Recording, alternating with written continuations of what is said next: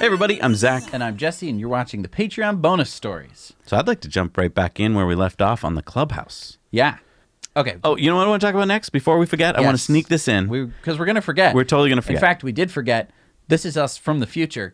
Coming back to the past. To tell you hi. We have things we can tell you about the future. Forgot to tell you about the Now You Know book club that we are starting. When I was listening to Elon on the Clubhouse thing, he mentioned Hitchhiker's Guide to the Galaxy and Dune, and he does it all the time. He mentions a lot of different books that have influenced him throughout his life. He actually brings them up in conversations with people, which is something that I know that smart people do a lot, but you don't hear most people do most of the time. No, I know. And I mean, when he'd been talking about Dune over the past few months, I know you read it, and I went and read it again. I hadn't read it since I was a kid. And boy, was I busy highlighting on my Kindle. I would just be stopping like every second page and be like, highlight that. So much just great stuff in that book that as a kid, I was probably like, whew, like I was just like, where's all the space lasers? But, you know, as an adult, I was getting, and I was like, this is amazing. It was really powerful stuff. And he has found a bunch of books that he really likes. And it's been really tough for me to want to read books. Thanks again, Nathaniel Hawthorne, jerk. Bad author and great American author for some reason, for making me hate reading books. If we decided that if we could make reading books part of our job, that we would read through them. Yeah. And we also thought if we could get you committed to reading books, it'd be more fun. It'd be more fun for all of us. So we've decided we're going to make a book club.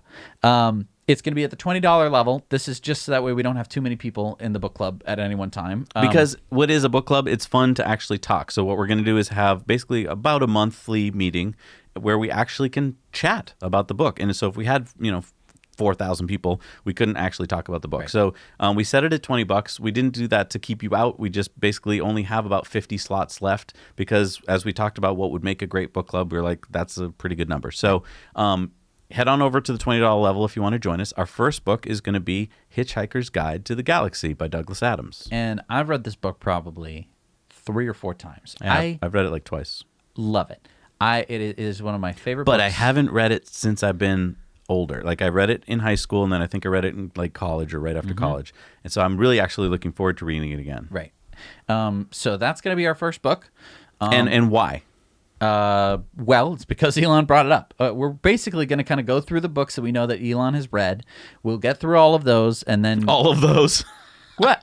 He's read a lot of books. Oh well, I mean, we're going to read all the Russian rocketry books. All the books that he has talks a lot about. Yep. We're probably going to not go into too many nonfiction books in terms of math and. Right. We're not going to do textbooks. Although it's going to be open. I mean, I think what we're going to do eventually is open it up to you guys too, because I don't want to pick all the books, right. Because I want to discover some new stuff. It's not just about rereading stuff I've already read. So we're tentatively gonna schedule the first book club meeting on March 13th at 3 p.m. Eastern. And don't worry, I'll put up a link or whatever. If you're at the $20 level or above, you'll be able to see the link telling you when the actual thing will be. So I mean that's enough time to read the book and not have to rush through it. Yes. And then we can discuss it. And right. I think what's really fun for us. This is just another excuse for us to get to hang out with you guys because I think that we talk a lot, but right. It's really fun to hear from you guys and to discuss things. So it would be a lot of fun to hang out with you. And it'll be really nice to have a subject to talk about. And I think that the book club. Having some book to talk about is going to be pretty fun, pretty impactful, and exciting. So, all right, let's get on to our next story. All right. I was wondering to myself, okay, why is Elon doing this Clubhouse gig? Yeah. And then I did a little hunting. Okay. And I figured out that VC firm Andreessen Horowitz backs both Robinhood and Clubhouse and other startups that Musk's companies works with. So I guess this is like a favor to Elon. Must be like, hey Elon, can you do me a solid and hang out on the Clubhouse, man. Thanks, man. Interesting. So yeah, a couple hours with him meant that they broke all sorts of records on Clubhouse because what does Clubhouse need more than anything? Publicity. They need people to know about it. Right. They need a critical mass of people who are going to use the platform. Right. Just like any, I mean, you can imagine if, YouTube was just starting out and there were no creators and there were no one watching and there was no publicity about it, it'd be very hard to get off the ground. Right. So what happened was that basically they set up a Clubhouse chat room, and Elon was going to be on it for a couple hours, which meant that they attracted a lot of people. And I think they got to 5,000 people in the room, which basically they don't normally even want that many people in the room because you can imagine it doesn't get that useful when you get too many people. But basically they opened up the limit so that more people could get in on it. But what's weird about this, it meant that basically you couldn't get in on the room. I mean, unless you had been invited or had a friend or been an early person on it. And so it's weird to me. It meant that basically, and I get what they're going for. I think what they're going for is this. They want kind of a Clubhouse feel to it where it's like, hey, I could go hang out in the Clubhouse with Elon. And you would get to, be in on a conversation maybe that he's having with a journalist or something so that a bunch of other people could listen in. And it would feel kind of like what we're doing with you now, right? We're only talking to a small group of people, so we feel a little bit more relaxed and we're a little bit more ourselves. Whereas when you're talking to, the nation, then you're like very, hello, nation. And so we kind of did hear that on this call. Elon was a lot more relaxed, and he's, did jokes, and he talked about kind of his real feelings about something, probably because he was like, well, I'm in this smaller room. Maybe I would say that he was also given some pretty bog standard answers to some of the questions that were asked. Sure. I mean, I think that the problem that he runs into specifically, and I mean, I run into the same problem, is that no one knows what he's doing. So he has to always go all the way back to square one, explain like, oh yeah, with Neuralink, let me explain to you what Neuralink is. That's a good point, because as journalists covered this story, because it was, someone did put this up on YouTube, and I think we'll have the link down below if you want to hear it. It's really worth listening to. It's a couple of good hours with Elon. But as a journalist would hear him talking about, let's say, monkeys with Neuralink in their brain, I think a lot of the journalists are like, what? What? Mm-hmm. And so to them, it was like this astonishing thing that they had no context to. Whereas for Elon and maybe the rest of us who know more about Neuralink, we're like, okay, we understand what it is. We understand about the, they were just testing this on pigs recently, and now we're going to the next step. So a lot of them were like, is this even good to do? Right. What are the ethics? Have we even considered it? Right. But, I want to talk about whether or not this tech is going to allow us to kind of break into the journalists' space. Because for the longest time, we've revered journalists, okay, and as we should. If you're a good journalist and you're getting out there and reporting on something, you are our eyes and ears for what's going on in the world. But the other side of journalism is kind of dark, and we've seen this on our own channel, which is that when you get to a certain point, like we have, and people are like, we want to send you a press release and we want you to cover our story, then you get this kind of like, well, we can pick and choose what we cover, and we can say it the way we want to say it. You can twist the story pretty much any way you want because now you're the gatekeeper. So with Clubhouse, you could do this kind of thing where it's like, okay, the journalist wants to interview Elon, lets in, say, 20 other journalists into the room so that they can all have their own take on what just happened, so that you're not just giving this monopoly to this one journalist or media firm. The weird part to me with Clubhouse is that why don't they just make it open and public? Because, I mean, you might be saying, well, Jesse, that would just be a regular old podcast.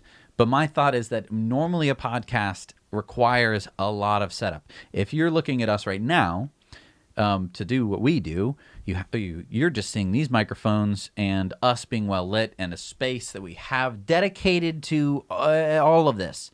What you're not seeing is this very important and expensive mixer, which I probably shouldn't be lifting. We have computers, there's monitors everywhere, where it's a big production to do something even as simple as a video like this. Oh, and then not to mention the studio downstairs where this all gets edited by, four editors. Right. And then when we want to do an interview with someone, we have to go to the ends of the earth to try and get them to record nice video, and so that it's not just a Zoom call with one another. The cool part with Clubhouse here is that it could just be an app on your phone that you download, and then just like a little phone call, maybe with a slightly better audio, I would say, you could have a podcast without any of the setup required. And people don't have to be in the same room, which is great for for COVID and everything like that. My question is, why are they keeping it so exclusive when anyone could be listening in? I just think that would be... I think it's the exclusivity. I think that's why they called it Clubhouse. They want it to feel like you're in a clubhouse. I mean, I think that's really it. And this is the weird part, though. Because any one of those people in the clubhouse could then record it and put it up on YouTube or some other place, it's no longer the private thing you want. Exclusive. Right. So...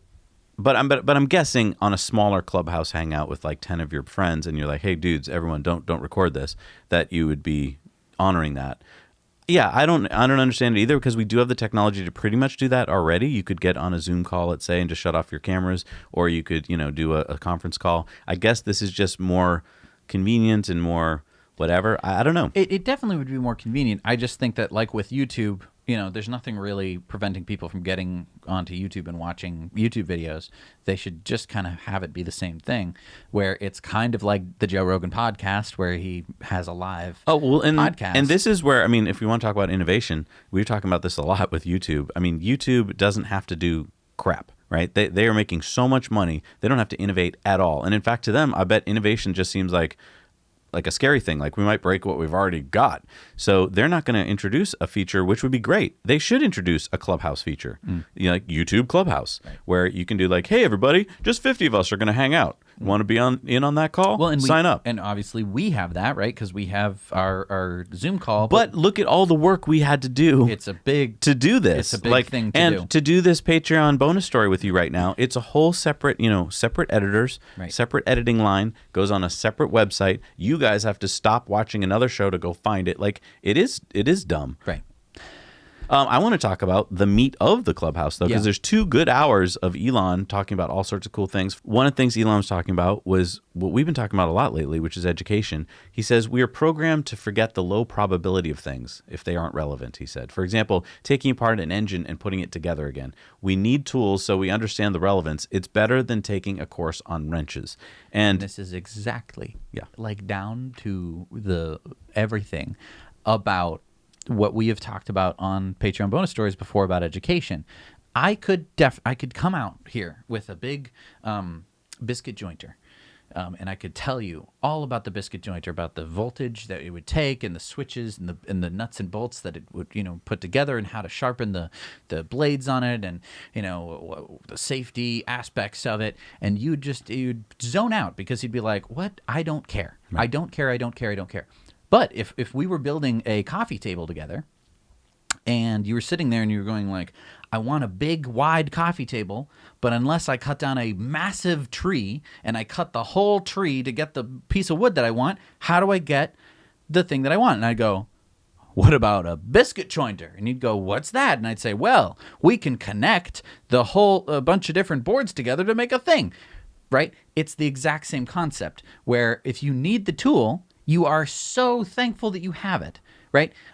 It would be like if I was explaining email to someone in the 18th century, and they'd be like, so can I use it? And you'd be like, no. This is just, it's important that you understand how threads and blind CC work. And they're like, what? I don't need this. And you're like, but you might in the future if you get to live to 150. And they're like, am I going to live to 150? I'm like, statistically, no. But hey, maybe. And it's like, yeah, I'm so glad that Elon is on the same page as this. Yeah. No, I mean, he definitely is. I mean, he was asked, why are there not more Elon Musks? And he said, if you need encouraging words, don't do a startup. And I thought this was kind of backhanded, because it's not, I mean, it would really be helpful to hear from Elon. How can we create more people like Elon? Like, have you reflected on your life to see like what it is? And maybe he just hasn't had time to reflect. Like, I mean, he's a busy guy. I feel like he's maybe not the one to figure himself out. I just want a quick answer here. Why aren't there more Elon Musks? I mean, look at his life. He had a challenging hardship life. Childhood with privilege. So he grew up not really wanting for anything in the beginning of his life, pretty well-off family, but yet his father was a disaster. And he left home early and then went off and did physical labor, where he had to, crawl through tunnels and do construction, and had to basically start a new life in Canada.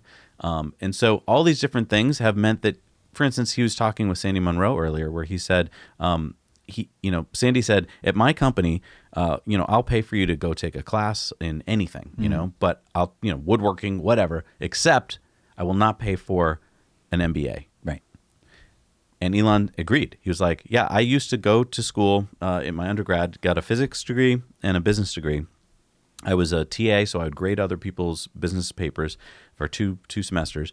And he was like, why would you want to parachute in and run a company when you don't know anything? Right. And yet we're teaching people, like, take this course and get this degree, and you'll be able to be a leader of a company. No, I think you bring up an excellent point, right? There's always going to be a distribution of people, right, of a particular whatever. Not everyone is going to be at the highest upper echelon area of the bell curve for Elon Musk level. But he also, as you said, had such a weird childhood where he did come from privilege, so he did get a pretty good education. He kind of understood, he got to see how the world would work. Then he had to do some hardship. And I think that the problem with most people is that you're either born into hardship and you die in hardship, or you're born into privilege and you die in privilege, or you just have a fall from grace and then you die in hardship. But it's very rare that at the right time in your life, straddle that line. You're going to go from having the things that you need when you're young, so that your brain is able to develop properly, that you're able to get a good education, and then have the privilege in order to go look for both higher education, but then also at the exact same time have to do hard physical labor, have to build a business, do all of this different stuff. I think that the number of people that have that as a life course, like that follow that life course, is so small that that's the reason why we see so few Elon Musk, so many amazing characters. And that's not to say that he's the only one. I think that there's plenty of different ways to become successful, right? You can come from a hardship and pull yourself up by your bootstraps. It's very rare that happens, that you become like a very successful CEO, although it has happened.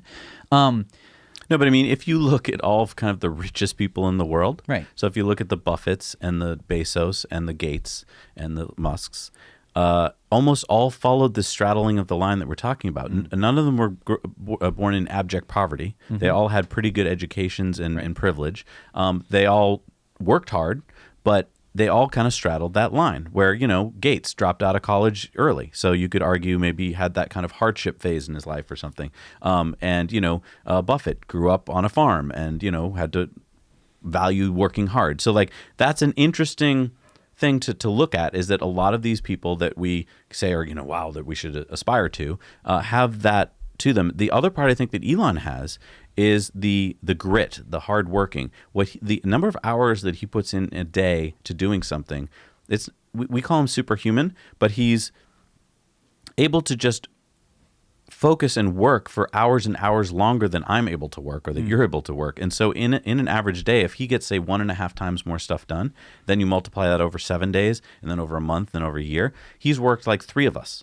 Right. And that's where most of us are like, whoa, so he's 3 people in one. And that's how he does it. And he's gotten all that experience too. So, and I'm not saying that everyone needs to be an Elon Musk, but and this is where it comes back to education, to prepare people in the same way as Elon Musk. I think that you would be setting people up for success, and that it wouldn't be prohibitively expensive. Right. You could say to someone like, what is the best, how can you ensure the best life for your child, right? And you'd say, oh, well, I need to, hire them a tutor, and they would need to study very, very hard, and then they would need to go on to Harvard University, and then they would graduate Harvard University cum laude, and then that would set them up as best for life. And that's a very expensive and intensive kind of education that you'd be setting up for your child, and they might not fit that style, right? I mean, Elon, Bill Gates, they never finished their degrees. Like, they didn't even get their degrees. Right. So they were following a very rigid path.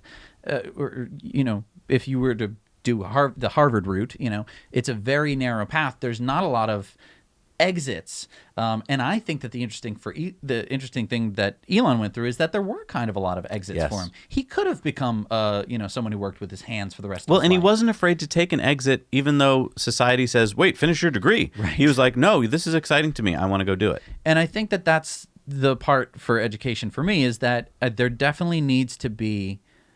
I mean, if you look at any school, what are they pushing for? Which direction are they a really going? good point. When Elon took, a co-major in physics and business, I'll bet he had to just say, "This is what I'm doing." Even though I've heard from many people who've gone to college, including myself, when you go to pick your path, Right. you usually get pushed into, "No, you shouldn't. What are those two things? Those don't work well together. Right. You should stick to this."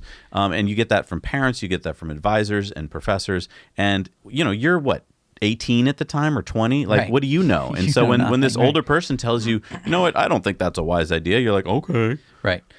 And so I mean, I think that that's the interesting thing for me is that I think that education definitely needs to change. It shouldn't. Why would you expect it to work the same as it did 100 years ago? Right. When nothing else that you did 100 years ago even applies. Because if you want to make that argument, then you have to stick to that argument. And that means that you would still be teaching typing, let's say. Like when I went to middle school, there was a classroom full of typewriters. And that was, I think, the last year that they were teaching it. But we had to, once a week go there and Mr. Cohen would teach us how to type. And I remember at the time thinking like, seriously? Like, I remembered learning cursive. And at the time, I was just like, why do I need, like, this is a, Right. Why did you teach me writing, and now you're teaching me writing again? But by the time we figure out that something shouldn't be taught anymore, it's usually decades too late. And so it's like Right. you could have been taking that time that you were teaching me typing and teaching me something Coding. more valuable. Yeah. Right. There's lots and lots of different things. And that's, I mean, I'm so glad that he understands education to be poorly laid out. I want to go to this other point, which is why I think Elon is successful. He said during this Clubhouse call, he said a friend of his had sent him a slice of cake using Bitcoin in 2013. And he said, quote, "I should have bought it 8 years ago. At this point, Bitcoin is a good thing. I am a supporter. I am late to the party, but I am a supporter." So here's a guy who could easily just dig in his heels and be like, "That's stupid." He's willing to say when he's made a mistake. And that has followed him through his whole life. When he was working on all of his projects, whether it's Tesla or a self-landing rocket, he's willing to say, "Let's try this," like he just did with SN9. Let's try it. It might fail. It failed. Good. What do we learn? Right. And not go, "Oh, well, that's the end. Let's pull the plug." Right. He's willing to, and instead of saying, "You know what, let's wait 6 more years till we have every nut and bolt in the right place and it's going to be perfect," he's like, "Let's just do it. Let's keep learning. Let's iterate. Let's try. Let's fail. Let's try. Let's fail." He views failing as a good thing. Right. Once you've got it in your mind that that's okay, that failure is good, you look at life completely differently. And that's another failing of education, in my opinion. You never get a failed test back and you're like, "Oh, good, I've learned Right. something." You just go like, "Oh, no," because there's no going back to fix it. Nope. And in real life, you can usually go back and fix things. There's Yep. not too many things besides, dropping something on the floor and having it break into a million pieces. I mean, even that, Well- you can go back and fix and you'll learn something. Testing in education is actually a failure, and yet we still haven't learned that. And so we've now based all of education, a large part of it, on testing. There's testing every week and every month and practically every day. There's going to be a pop quiz today. Right. And so instead of that being fit in a way that somehow, because I'm not saying it should disappear. I'm saying that when you test a student, it should be for what? To see if they got the material, Right. not as a thing that just, "I'm going to rip you down so now you hate this class." Well, and why did we want standardized testing? Is so that way we could, it had a good intention, which was that all the students we would now know where all the students set. Now we know where you are, and now we know what to do. But then we didn't follow through with it. We didn't say, "Oh, well, now that we know which schools are doing better and worse," which I think we already knew, now we're gonna fix it. They didn't do that. There's no fixing that, and you could argue, "Oh, but there are programs," but they aren't successful, and the testing itself is actually a negative. It's not. It didn't come from how can we better educate students. It was quite a few steps removed of like, how could we educate all the students? Well, we could test them all and then we would know where they were.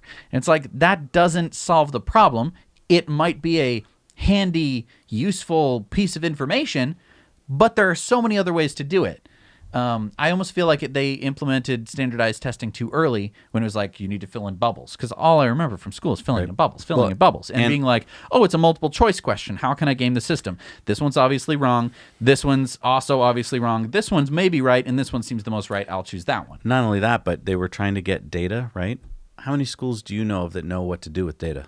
I mean, I'm sorry, but it's basically just an art form at this point. And so if a teacher knows, like, oh, okay, I saw that test that Jimmy did, and he didn't do that well, and here's, I think, what he needs. But if you're going to give them just reams and reams of bubble sheet data, then you should at least be able to process it, which they don't. Right. And again, even if we were getting great data, we don't go back and re-educate the students that we clearly failed to educate at a particular point. Right. What? We just say, well, the next batch will get it. Right. What? That's not how you do anything. Right. I mean, you can't have a car factory where you're pumping out 1 million cars a day and you go, well, the next batch will get the steering wheels. Whoops, we forgot. No, you can't do that. You have to ramp up. You can't. Oh, it's just so stupid. But a lot of people were asking, like, why haven't we covered Bitcoin more, and crypto? Because, Elon, everyone's asking Elon as if he's some expert at it. And they did ask him on this call, and he said things like, I don't have a strong opinion on other currencies.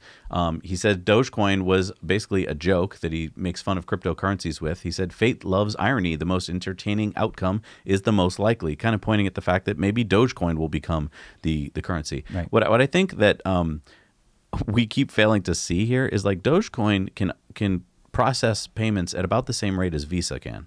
So do you think that Visa can handle all of the world's financial stuff? No, it can't. It's too slow. Neither can Dogecoin. Like, these are some just basics that I think if you want to get into, can this currency work, we're going to have to answer those questions. And yet so many people don't even understand how it works. And so they're just like, is it Dogecoin? Let me buy some. And yeah, it's gone up lately. What happened with GameStop? It went up and then it comes down. Like, right. Please, if you're watching this, don't put all of your life savings into any of these cryptocurrencies thinking this is your way to freedom. Like, it's not going to work. First, why don't you understand how regular currencies work? I hardly even fully understand how the dollar works. Right. We just had a bunch of stimulus checks. And more to coming. Right. So let's understand the dollar first, which I don't think that even economists understand fully, before we start messing around with other stuff. Now, you could just glom onto a trend, which I think is a strategy, not a strategy I'm going to take. So that's just my little word of wisdom. So I want to get into a couple things that were on the Clubhouse call that have to do with that. One of them was Elon was asked about Zoom calls, and he said, fear is not the mind killer. Context switching is the mind killer. And basically he said that lately he's been on Zoom calls, right, where you're just like, okay, for half an hour I'm talking to this person about Tesla, then half an hour talking about SpaceX. And yeah, context switching means that you can't focus. And I think we all know what that feels like in this day and age of like, I'll be able to, switch up and do this and do that. And I'm at home and I'm going to take care of my kid and I'm going to make lunch and I'm going to work. I don't think it ends up in the long run being that great. I think in the short term, everyone's like, this is great. I can make myself a waffle and I can go to work. But are you as effective as when you were able to focus for a period of time? Right. I'm not saying 8 hours. Right. But I think this is really important to point out is that what seems on its face to be awesome, like, hey, I can talk to that guy in Sweden for 4 hours and that guy for 2 hours in a different country. That might be good, or maybe it's not. And I mean, Elon was against meetings before the pandemic hit. You remember meetings? He just said like they're not helpful. They don't accomplish anything. And to some people, managers, it's like, what are you talking about? Meetings are the most important thing in the world. It's like, no, the work is. And so at Tesla, he wanted to have as few meetings as possible. And the meetings that did occur, I think, were longer form meetings where you actually got to the bottom of things, because there's nothing worse in the world. And I've worked at a company where we had meetings. There's nothing worse than sitting in the meeting for half an hour. You're talking, you're discussing, and there's this constant, okay, well, we got to move on. We got to move on. There's people waiting outside. They need this conference room. Right. We got to move on. We got to move on. Meeting's over. And you're like, okay, we'll continue this offline. It's like, offline means we have to go out into a loud place. I thought the meeting was so that we could be in a quiet room. It takes 20 minutes to get a meeting, going. The meeting was to be able to check it off in a box. Right. Yeah. So you have the same problem, I think, with Zoom calls, where it's very hard to communicate through Zoom. I think we're pretty used to how awful it is to be. Oh, Okay, no, you go ahead. No, you go ahead. Right. No, you go ahead. And it's like it doesn't work just in the same way that phone calls are hard to deal with, because there is that delay, and because you Can I go off a little side Yeah. tangent of audio? Yeah. I know I've done this before. I want to just really get to the heart of it here. I'm just still amazed that humans don't get audio. It's one of our senses, right? We create it here and other places, and we listen to it here. We have two of the sensors right here. and we spend so much money on like taste, right? Well- You went out to a nice restaurant. Oh, good food. It tasted delicious. Well, and we spend so much money at the high end. Like, when you get into the $1,000 stereo systems, it's like, oh, I only would listen to that. It uses gold wires. But I'd like you to just try this. Not really, but go outside, walk across the street with your eyes closed, okay? You can do it with your ears. You can decide when it's safe to go because you'll be able to hear things coming, right? Thousands of years have evolved our ears to be able to hear distance because we have two sensors, just like these two. So incredible that we have this. And yet, on a Zoom call, you've got a 30-cent microphone and processing, which is like, how can we squeeze more just squeeze that down to like, I don't know, 5 bytes. Yeah. And Crunch that down. And then when the other person's speaking, just like have a thing that just cuts it off so we can save some more on that too. Right. So instead of understanding that a conversation, and they do this on cell phones too, and it kills me, and it's why I didn't want one for the longest time. When you're having a conversation, there's little things that each of us do to let the other person know that we're listening. Like, oh, really? Right? He just did it. Yep. Nodding my head. I'm talking. We're having a conversation. We're in the same room. But if every time he says right, and this happens to me all the time, if it cuts me off and cuts off the other person, and they're like, what did you say? I just said right. Then you just killed the conversation flow. And that's what happens on phone calls and Zoom calls, is that the little things that humans have learned over eons to do, Right. I've now been basically turned on its head, and it's now just like, be quiet while I'm talking. Right. What? Yeah. That ruins the vibe. It ruins everything. And on top of it, when the microphone is 4 feet away and it's crappy, and your room is bouncy, then it sounds like, Right. and no one wants to listen to that. And that's why we have these microphones, right? And thank you for helping to support us. That way we can have good equipment. But yeah, I mean, if I was back here and I did the whole show like this, and we were talking, and we're at different volumes. So Zach, you talk.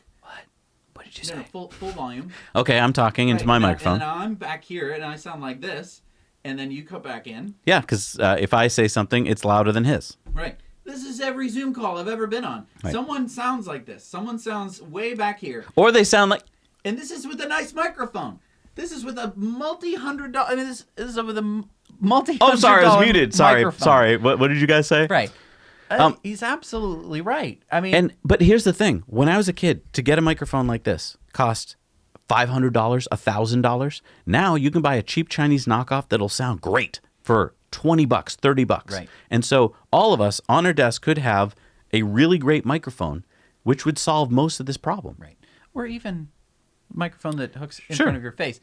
You do want actually a microphone and not a headset that comes with the 40-cent microphone. Right. At least it's closer to your face, unless you get into clipping or whatever. It's just it is funny how we focus on what we focus on as humans. It's It's like, wild. my camera is a 10 megapixel, blah, blah, blah. And it's like, okay, great. But your microphone still is awful. Right. And you're still calling over a cell phone network that's awful. The only reason you're probably still watching this is because we have good audio. If our audio didn't sound good, I'm telling you, I've watched so many videos recently, and because he won't shut up about this audio thing, I'm picking up on it. And yeah, when the audio sucks, you just want to, I want to stop watching this. I want to go to the most important part of this call. It's when Elon got to speak to Vlad, who is the CEO of Robinhood, and they had about 14 minutes where he grilled him, a CEO of a big company, and they tried to figure out what the heck went on during that whole period where Robinhood couldn't sell GameStop. And the long and short of it was, if you don't want to listen to the You couldn't call, buy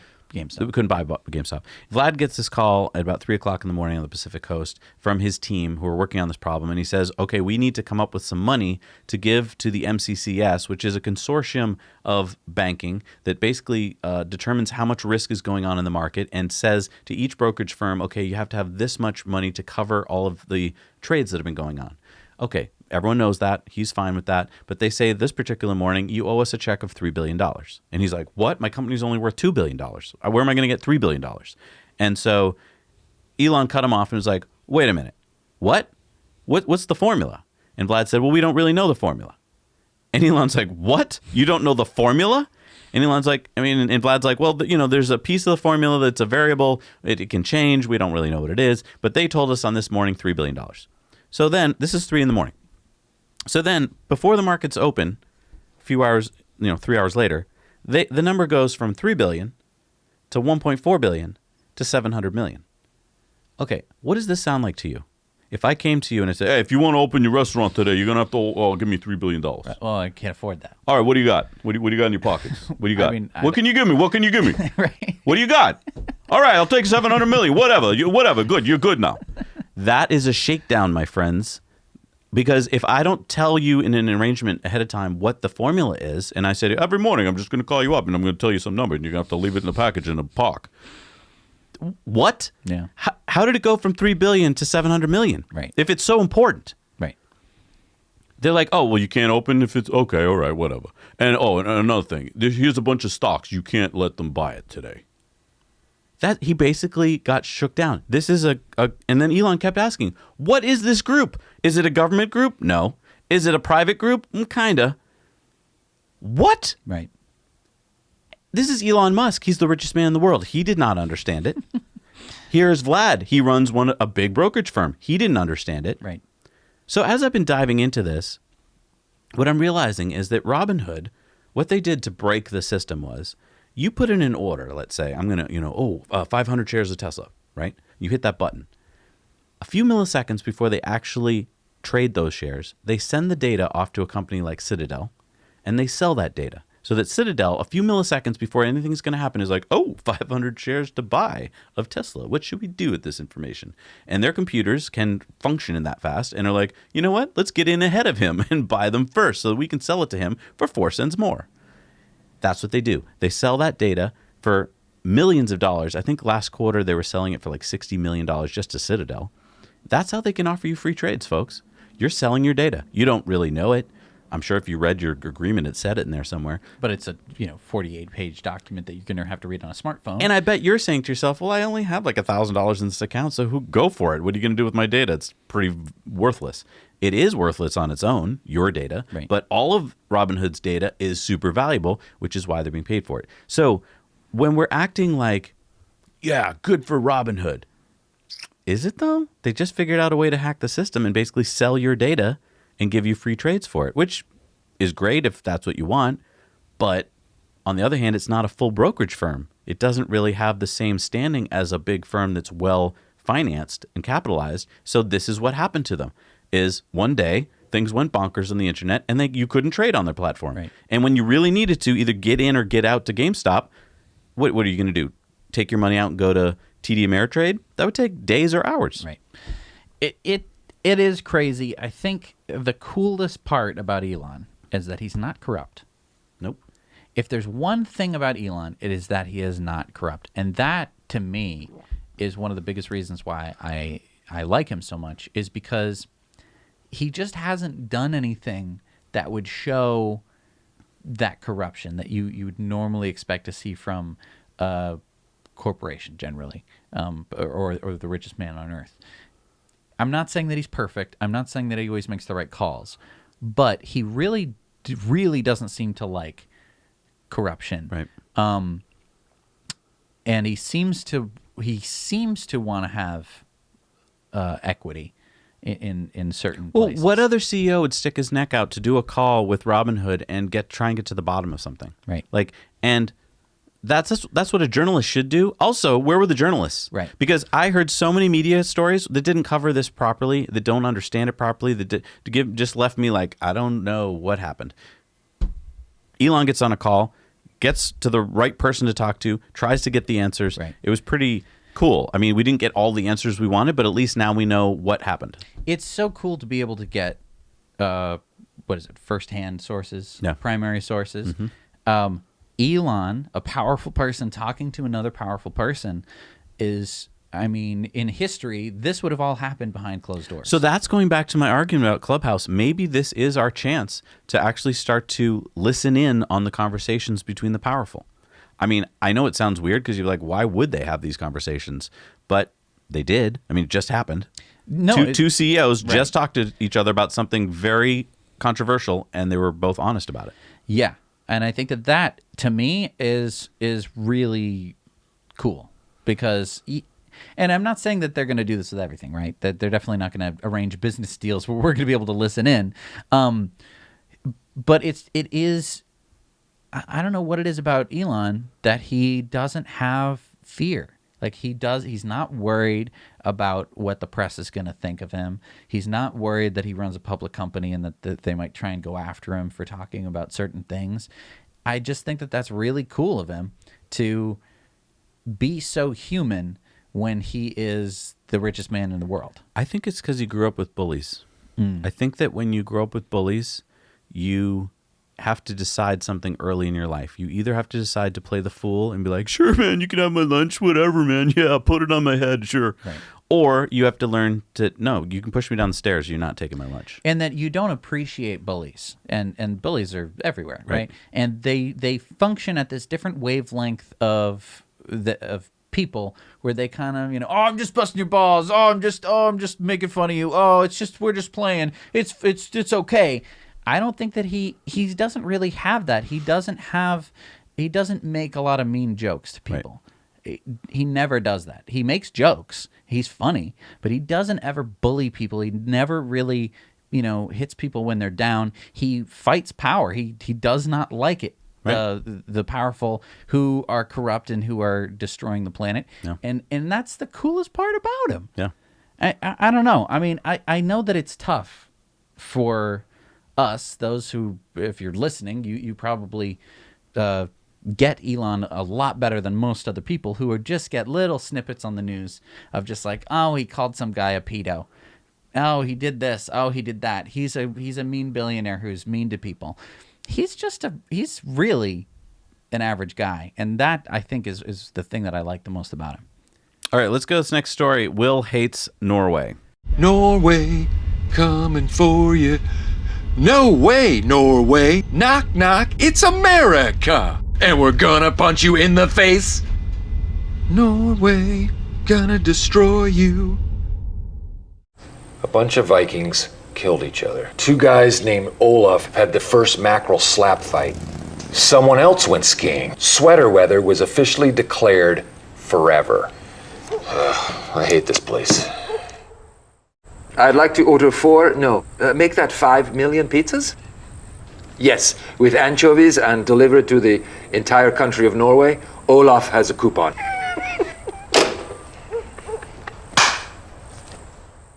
Did you know that Norway sells way more electric cars per capita than the US? Norway. Well, I won't stand for it. Come on. Never mind. With GM's new Ultium battery, we're gonna crush those losers. Crush them! Let's go, America. Keenan, Norway's out EVing us. Wait, what's this? Oh, it's my daughter's birthday. She's really into pirates I don't lately. care. Grab an EV, meet me in Norway. Okay, can I say goodbye to my family? Nope. All right. Aquafina, sorry to disturb you, but Norway's beating us at EVs. Nuh-uh. Uh-huh. Nuh-uh. Uh-huh. Meet me there in an hour. Can I ride with you? No! GM's Ultium battery is made for all types of vehicles, so soon everyone can drive an EV.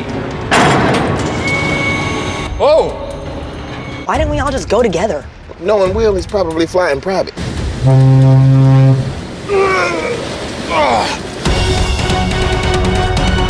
Hey, Norway, listen up, you fish-loving! Oh, this place is adorable. Damn it. Where are you guys? We're in Finland. Where are you? I'm in Norway! Norway? You're in Sweden. Damn it!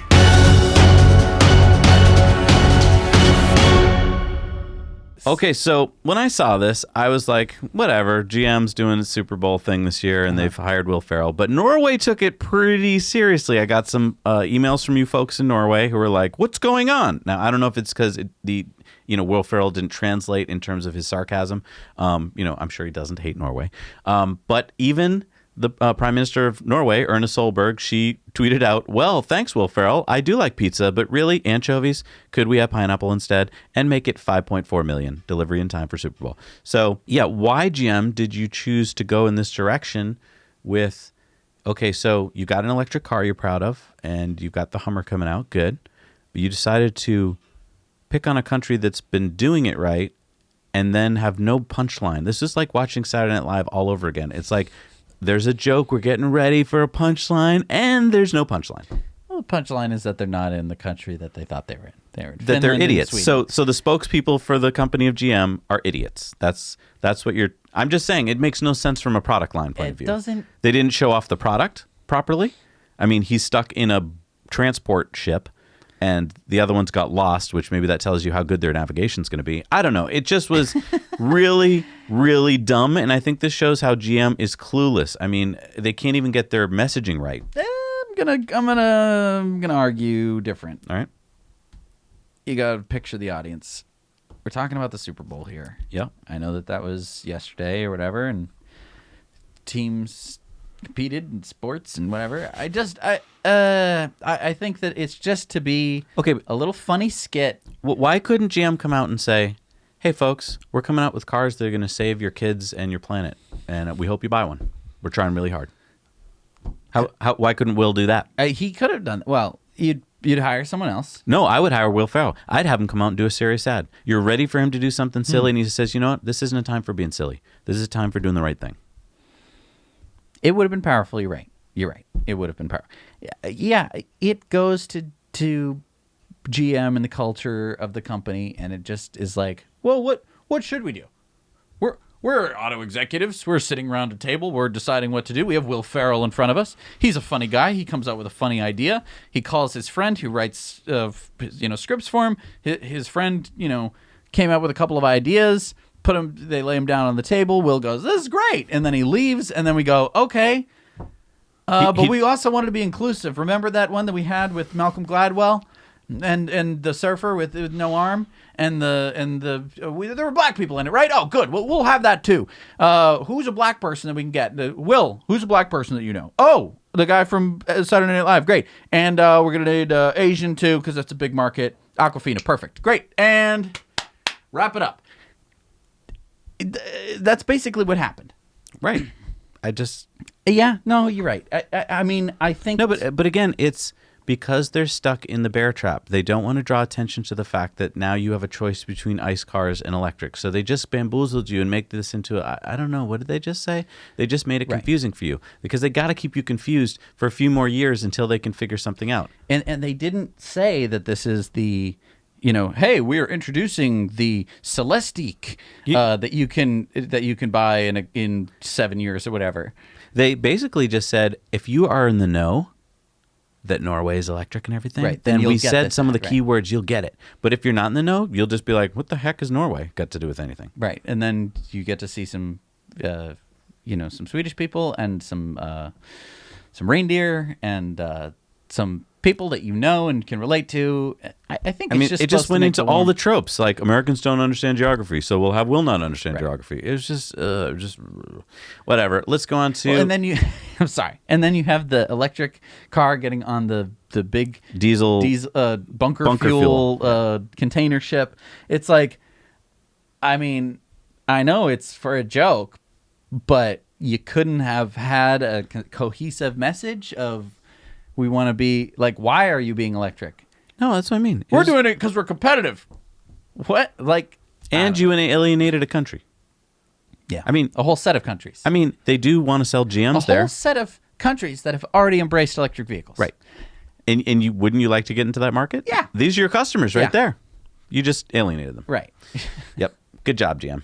Oh, speaking of GM, you remember when GM, Toyota, FCA, and Nissan all said, hey, let's just fight California and make it so that we can make polluting cars as much as possible. Right.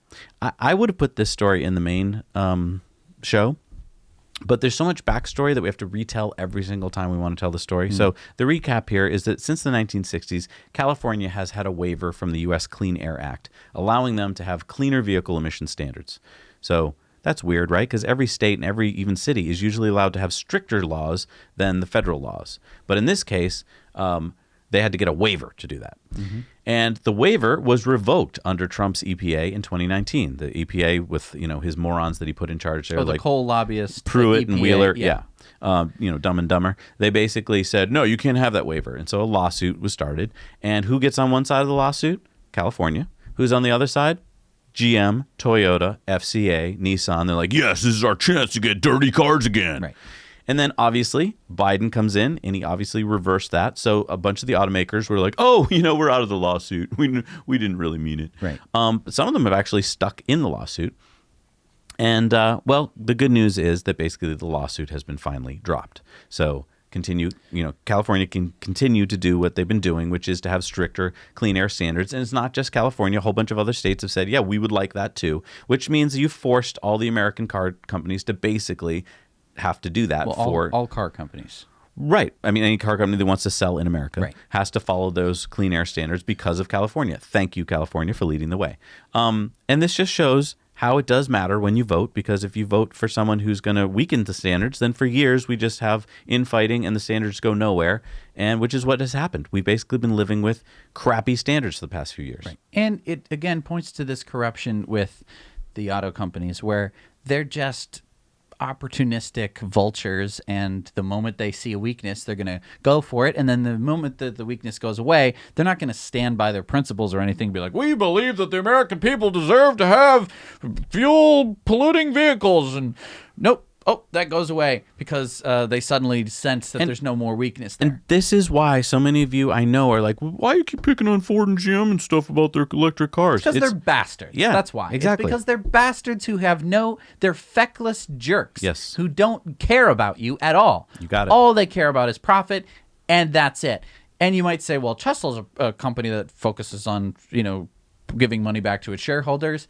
And you might be right, but it's also a company that has a mission statement, which is to accelerate the advent of sustainable energy, which I think is really, really important. And no other car company has that. Nope.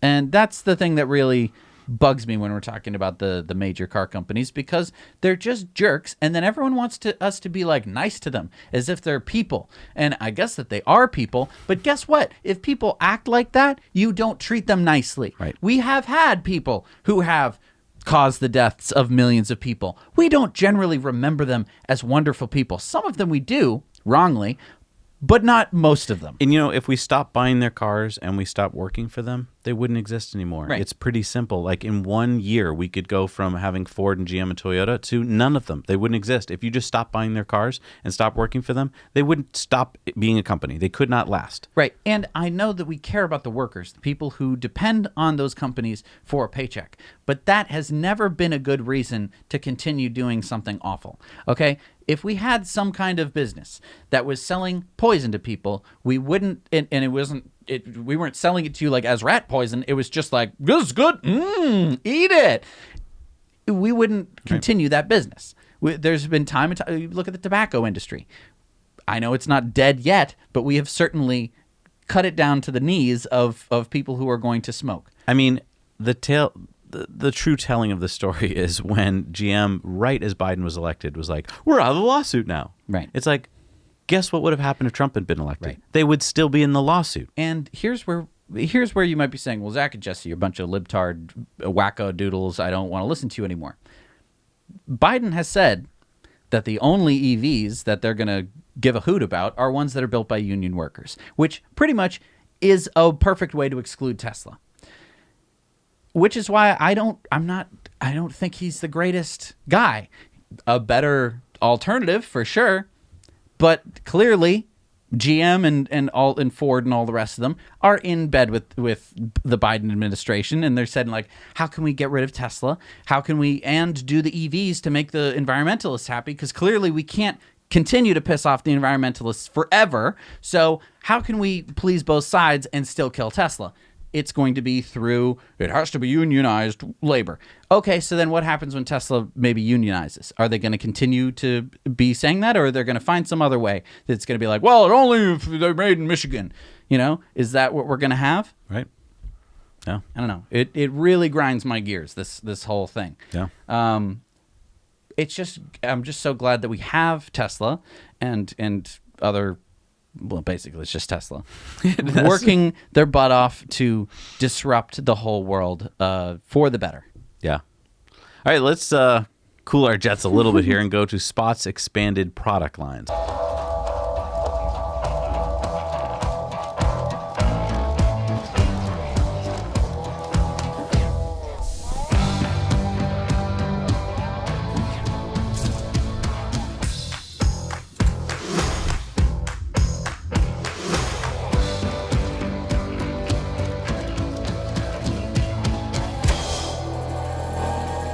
Yeah, so we all remember Spot.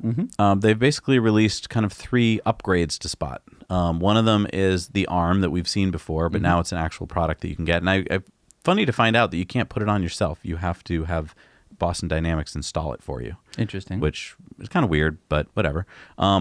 Also, Spot can now go back to its charging station by itself and charge. And the cool new feature is that you can operate Spot not only with that little pad right there in front of him, but you can operate him over any website over the world. So he could be up, let's say, in the Arctic at a nuclear power plant, and you could be in sunny Florida, Right. and you could be operating Spot, Right. which is really cool because basically they've sold, I think he said about 400 of them. Did I get that right? Or maybe it was 700 of them. It's in the hundreds because these are expensive. These are, tens of thousands of dollars. But these are companies that can really use it. If you are operating some very dangerous thing and you need to keep checking gauges, which it showed there, like in a steamy room, Spot can walk over there, check the gauge. It can even, move something for you. And so that's really valuable. And so they've been getting feedback from a lot of the companies they're working with about like, okay, what would you like it to have? And they're adding those features. And these are the 3 new features. So I thought that was pretty cool that basically, we're moving into robotics. And when we look back in history and we're like, well, when did the robot uprising first happen? It's, 2021 around this time is when these robots are actually out there doing these jobs. Now, the other thing is they are replacing humans. There was a guy or a woman whose job was to go look at that, meter on the wall and report back. And now that person's not doing that job. But you also have to take this into full context. You have to think like, okay, they're in a dangerous facilities, let's say. If you watch Chernobyl or or whatever, and removing people from dangerous situations is kind of what we've had automation for a lot. And here's the second part. When you remove that dangerous person in a dangerous situation thing, you save a lot of money. Because you don't have to, fly them out and take special safety precautions and pay the high insurance costs. You save all this money. What can you do with that money now? You could hire more people to do other jobs. Right. And you've created more prosperity in general. And that person won't ever get injured or die. Right.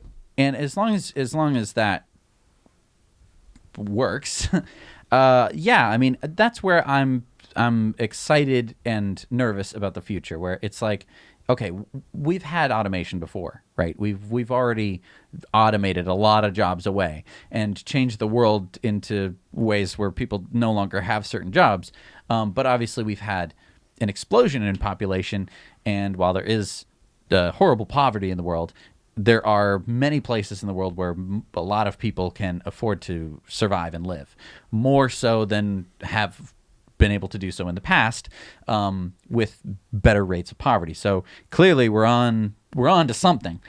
The question is, when do we reach a point where really we don't need that many people working? Yeah. Soon. Very soon. Right. I think this decade is going to be transformative. And I think the problem is the technology is changing so fast, exponential rate, that we're still linear, like, okay, well, there'll be a few more spots next year. No, there won't. It will go up exponentially. And so we just can't grasp that as humans. We don't know what that curve looks like. And that's why we keep talking about the S curve, because at least when you see that curve, you can be like, whoa, that's through the roof. Right. And it's not just Spot. Like, we're not saying that like the future of robotics rests solely on the shoulders of Spot. No. It totally doesn't. This is just one very visible, a nice yellow dog looking thing example of what robots can do. And you know, if we were to say that this is the first robot, we'd be completely wrong. We've had robots for decades and decades, and they have been changing jobs. They've been changing all sorts of things in our existence. What I thought was funny this week is we talked on the news about how, you know, as Tesla was able to make the Gigapress, they could fire 300 robots. And if you pictured those as people, it'd be like, we're out of a job now. Right. Those robots are out of a job because a bigger robot came along and could do, you know, more of the jobs for them. More efficient. And I also want to go to OpenAI. What other leader who's trying to make money says, you know, I'm going to take some of my brain power and time and I'm going to start this thing called OpenAI to not to make money, Right. but to protect humankind? Because I think that maybe if we go too far with AI without thinking about it and without letting all of us have a hold of it, then some one person could take over the world, or some computer could. Right. And so he's working on that. I mean, I know now he's kind of handed this off, but he got it started and Or he it was handed kind of wrestled away from him, right. which doesn't make you feel too good. No, I know, right? Because now they've actually started licensing some of that technology to Microsoft, Right.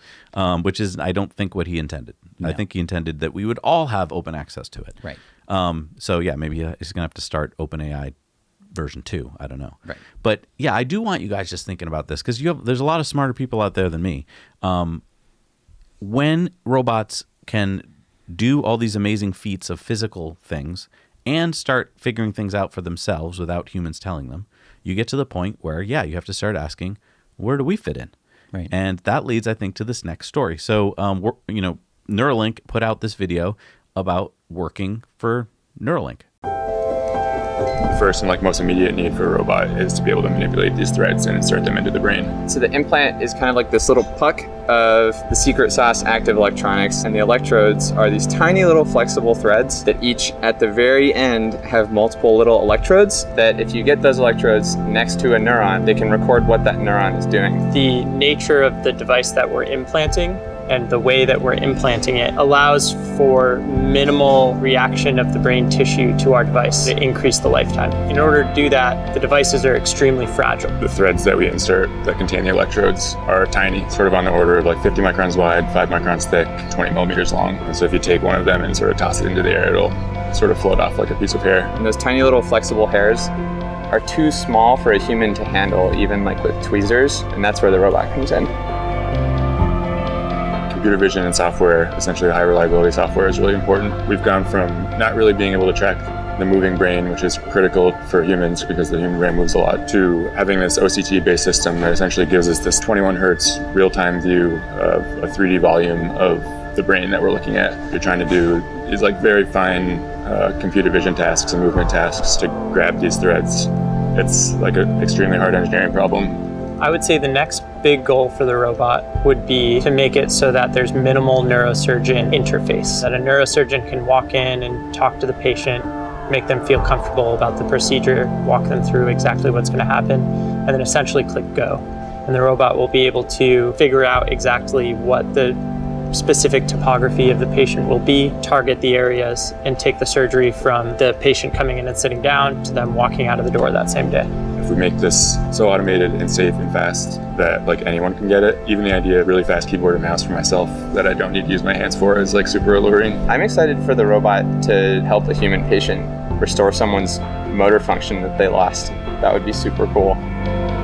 Over the last 3 years, Neuralink has felt like it has grown from a garage project into a real product. Not only do you get to work on robots, but you also get to interact with other people who don't typically use robots. I knew nothing about neurosurgery before coming to Neuralink. I can come in as a robotics expert and know that there are neurosurgeons here, neuroscientists here, who essentially can act as my knowledge base for neurosurgery and neuroscience. That's why I think it's the place to be.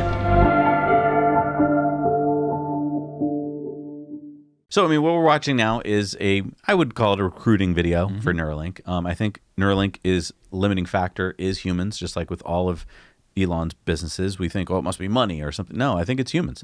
And these people, I think, are making the plea for, you probably didn't think that you would have a job of being a neurosurgeon.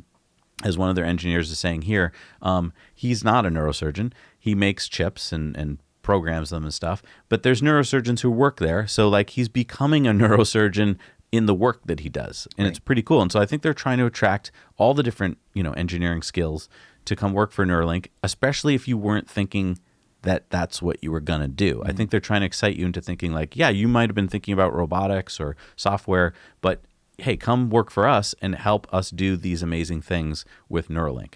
And to that end, I'm going to go to the next story, which is come work at Arcimoto. This might be because Gally is now a director at Arcimoto. I don't know. But this is a recruiting video, and it's a really solid one. It makes me want to go work there. Basically, this is the story of Teal. And she talked about how she tried to get on the team for a number of times, applied, finally got accepted. And now she's loving her work. She's getting to work at all these different workstations, and she's working with great people. And this is smart because Arcimoto, what did they just do? They just got a big manufacturing facility. They're expanding. They're going to need a lot more people. And so putting out videos like this makes the whole world go, hey, I could move to Eugene, Oregon and work for Arcimoto. Right. And I guess all of this kind of leads into jobs and work and what does it mean to have a job? What does it mean to do work? You know, like I think that that's something that really we haven't had a good conversation about in 100 years. We went from factory workers to now all sorts of office jobs and stuff, and we've never really once stopped and took a look at. Well, let's go before that, though, because, I mean, before there were factories, you would probably be skilled at probably one thing, and you do that one thing hopefully really well for your entire life and maybe be proud of it, hopefully. And in fact, you were talking to me the other day about watching some Japanese craftsmen working on woodworking, right, and how they took it super serious and took a lot of time and energy and pride in doing their work. And now we just don't have time for that. There's no time to spend a lot of time looking at the proper woods and species. Just chunk it out. Just get it done. Right. And get that chair to as many people as possible. And pack it up and send it, and let's be done. And that's great. On one level, you could say that's great. We got a chair out to more people than that woodworker would have ever been able to make in his life. But on the other hand, what kind of chair is it? Right. Is it the kind I'm sitting on right now, which is killing my butt? Right. Is it a crappy chair? Is it a chair that's going to break? Is it a chair that is going to fall out of fashion and people are going to get rid of? And the workers who make that chair, are they happy when they go home at night? Are they proud of what they did? Fulfilled or whatever? Yeah, it kind of brings up all these different questions. And it comes back to the robots. Would you rather? I would kind of rather, if I had to go to work every day and make this crappy chair, I would much rather have my job replaced by a robot and work on something that I'd rather work on. And wouldn't we all rather have something that was meaningful? I mean, the other day when we had Randy's mugs up for sale, it was super special because he was able to get like special. He made it special by taking his energy bills and burning them and turning the ash into the thing. That was really special, and it invoked a feeling in me that I haven't felt in a very long time, which was like, wow, someone made this with their hands and cared and had pride in their work. Well, and when you talk about like putting love into something, that was by definition what he did. Exactly. And I think that is something that we're missing as humans, and something that robots could actually allow us to do. You could get the robot-made chair, which doesn't have any love in it because it was obviously made by a robot or whatever. It may have been designed by loving humans, but it also may have been designed by an AI who knows how to make really good chairs. We don't know. But it would allow for us, if all of our food and other needs were taken care of by robots, to focus on the pinnacles of human experience. How about focus on our children? I mean, now you have a child, and so much of your time is like, well, got to go to work. Got to find a place to put this thing while I'm at work. That's your child. And yet we've pretty much designed our society to be, well, I mean, there'll be a preschool, and then there'll be that school, and I'll see you once in a while. Mm-hmm. So if we had robots, maybe it could be like, oh, great, I can be a parent. For 18 years or something. Make a very exciting and special person, because no one's going to take care of your kid better than yourself for the most part. I mean, I'm not saying that you can't find mentors and teachers. Well, there'll probably be an AI robot that'll do it. But I mean, like, having more tools at your disposal is not a bad thing as a parent and as a human. To be coming out of the womb and have a team of people looking after you to become a better, stronger person, and knowing what those things are. I'm not saying, being, fed and looked after hand and foot. Well, so much of our lives as humans is just what's right in front of us. Yeah. It's just day-to-day paycheck, go to work. We don't really aren't trained on how to think beyond today or this minute. And that's kind of sad because we have wonderful brains for that. We have a wonderful tool up here that can be used for that. And when it is used, we all appreciate it. Like when someone can write a wonderful book or a movie or piece of art, we're all like, whoa, and we all appreciate it because they used it. Right. But for the most part, we're just like, oh, I don't know, what's for dinner? And I have to put block A into bin C. Okay, great. Right. And I think it's because we aren't given the time to just be like, let's take some time and just think about what we'd like to do. When we do that, we just get fearful. We just get like, oh, I don't know. I can't think that far. And that's sad because you've just taken away, that fear has taken away your imagination. And without the imagination, what are you? You're basically back to robot. Right. Yeah, so. I mean, that's kind of how I feel that we've all been treated. We've been treated like robots for so long. Well, and this is going to lead into the final thing that we're going to talk about on today's show. But I just want to get to some good news here, which is that Harvard is buying 4 Proterra buses. And I was going to stick this in like Going Green or something. But then I was like, is this a good story? Because I found out that Harvard has 12 buses. So they're replacing 4. So that's good. But then I found out that Harvard has this plan they've pledged to create and implement a zero emissions vehicle action plan, and they intend to eliminate the use of fossil fuels on its campus by 2050. And I was like, hang on, this isn't like a country or even a city. This is Harvard University. They're in control of their own destiny. They only have 12 buses. They control their campus, right? 2050, that's 30 years from now. Right. So that means they're all going to be dead. Like anyone making this decision is probably going to be retired or dead. So did they go around the meeting and be like, okay, when are you retiring, Bob? 2030, 2040? Anyone 2050, 2050? Oh, you're 2050? Good. That's what we'll do. 2050 and good. And Problem Hank, solved. You'll be dead by then. That's hilarious. Okay, great. Meeting adjourned. We've done nothing and we won't do anything and no one can be mad at us about it. This goes back to failing. Set a goal for tomorrow. The goal is tomorrow. We're going to be zero emission. If you fail, okay, you failed, but you tried. Then you'd actually be rushing around trying to get it done. 2050, you can't tell me that when you set a goal for 2050, try this, okay? Put your goal down on Google Calendar for 2050. You'll forget about it. You're going to look at it and be like, oh, I got plenty of time. Set a reminder for the day before so you don't forget. Yeah. So here it is, a school that's supposed to be teaching our best and brightest. And you're setting the example of when you got something important like saving the planet, just, I don't know, push it off down the road. Push it off about 30 years. So, what started as a nice story about buying some Proterra buses is like, okay, but that's just like a drop in the bucket. You could have bought all 12 right now. Like, and it for the price of tuition at Harvard, I mean, that's like 10 students? Yeah, and think about the story. The story is, see all these 12 buses? Gone. We're putting in these 12 buses. And we did it yesterday. Right. That would have been cool. But, we're Harvard University. Right. Instead it's like, and we shall take our sweet time to do nothing until we are all dead. Goodbye. Meeting adjourned. It's nothing. I know. Well, you've made it to the end of the Patreon bonus stories. You're doing a good job of using Dragon as the code word. Yep. Remember to keep using that when you want to email us so that we know it's you and we can get back to you because we just can't keep up with all the correspondence that we get. And thank you again for being our supporters because this is the only way that we can do the show. It's the only way that we can take the time. This week we got to interview a CEO of a company that you're going to hear about soon. And it took hours to set up that interview to just get them. And then it took, 2 or 3 hours to record it. It's taking hours to edit it. And guess what? It's not going to get enough views to pay for itself. No, I mean, when we did Tesla gaming as our in-depth last week, it was a topic that we thought would be fun to talk about. It didn't get a lot of views. I still think it's a good thing to talk about. And from now on, I don't want to worry about views. Like, I think that is what's killing YouTube. I talk to a lot of our friends who are YouTubers, and the first question almost that always comes out of the gate is, all right, if we make an episode on that, how many people will watch it? And it's like, it's okay to think that, right? But if that's all you're going to make stuff on, you're always going to focus on the lowest common denominator. Right. And that's not what this show is about. This show is about the highest common denominator. So if that means we're the least common denominator, right? As it were. If we're only going to have 20,000 people watch it, but it's important, that's what I want to do. Right. It wouldn't be the least common denominator. No. It'd be a high multiple. That's why I said the highest. You were right. You're right. Because having to focus on like, oh, let's not talk about the really smart stuff.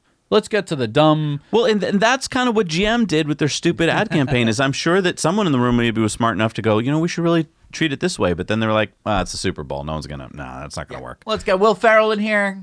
He's gonna punch something. It's gonna be funny. Get some comedy writers. Yeah, there'll be some jokes. A bunch of jokes, and people will say, "Oh, GM." And I heard some about EVs, so if anyone comes at me with like, "Hey, GM's gonna go out of business," I'm gonna say, "But I heard that they're gonna do EVs." So, no. Yep. Thank you guys. Thank we'll you. see you next week. See you next week. Night. Now you know.